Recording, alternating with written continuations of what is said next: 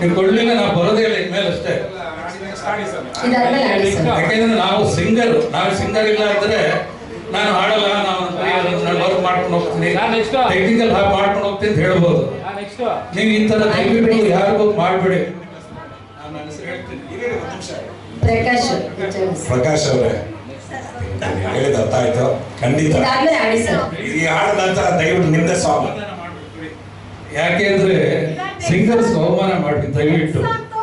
Singers ಎಲ್ಲ singers ಒಂದೇ, ಎಲ್ಲ ಕಲಾವಿದರು ಒಂದೇ. ಯಾಕೆಂದ್ರೆ ನೀವೇ ಹಾಡ್ಕೊಂಡಿದ್ರೆ ನಾವೇ ಬರ್ಬೇಕು. ನೀವೇ ನಿಮ್ಮ ಮೊಬೈಲ್ ಶೂಟ್ ಮಾಡ್ಕೋಬೋದಲ್ಲ, ನಾನ್ಯಾಕೆ ಬರ್ಬೇಕು ರೀ? ನಿಮ್ಮ ಮೊಬೈಲ್ ಎಲ್ಲ ಯೂಟ್ಯೂಬ್ ಅಲ್ಲಿ ನಾನ್ಯಾಕೆ ಹಾಕ್ಬೇಕು ಹೇಳಿ?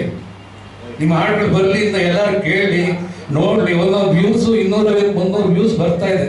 ದಯವಿಟ್ಟು ಗಮನಿಸಿ, ಎಲ್ಲರೂ ಸಿಂಗರ್ಸ್ ಎಲ್ಲ ಗಮನಿಸಿ, ಎಷ್ಟೆಷ್ಟು ವ್ಯೂಸ್ ಬರ್ತಾ ಇದೆ ನಿಮ್ಮ ಹಾಡುಗಳಿಗೆ ಅಂತ ನೋಡ್ಕೊಳ್ಳಿ. ಹಾಡ್ಲಿ, ನಾವು ಹಾಡೋದು ಹೇಳ್ಬೇಕು. ಎಷ್ಟು ವ್ಯೂಸ್ ಬರ್ತಾ ಇದೆ ಯೂಟ್ಯೂಬ್ ಇಂದ ನಿಮ್ಗೆ ಗೊತ್ತಾಗ್ತಾ ಇಲ್ಲ.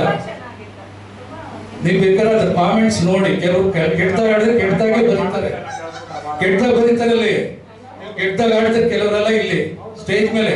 ದಯವಿಟ್ಟು ಪ್ರಾಕ್ಟೀಸ್ ಮಾಡಿದ್ರೆ ಯಾರು ಸ್ಟೇಜ್ ಹತ್ತಬೇಡಿ, ಅಪಸ್ವರಗಳು ಹಾಡಬೇಡಿ, ಸರಸ್ವತಿಗೆ ಅವಮಾನ ಮಾಡಬೇಡಿ ದಯವಿಟ್ಟು.